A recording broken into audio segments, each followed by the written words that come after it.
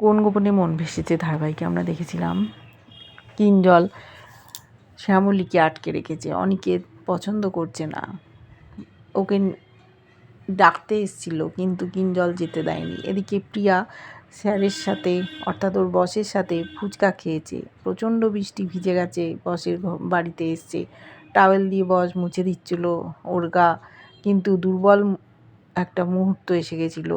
সম্বিত ফিরে পেয়েছে একটা বাজের আওয়াজে, ছুটে বেরিয়ে যেতে চেয়েছিল, দেখেছিল বসের দরজার সামনে প্রতিম দাঁড়িয়ে, সে প্রচণ্ড রেগে গেছে, প্রিয়াকে সহ্য করতে পারছে না, ভাবছে বসের সাথে ও কোনো অন্যায় কাজ করছে, চাকরি ছেড়ে দিতে চেয়েছে, কিন্তু প্রতিম বিশ্বাস করতে পারছে না আর প্রিয়াকে, বলছে এরপর বসের ফ্ল্যাটে তোর সাথে দেখা হবে, তাই তো?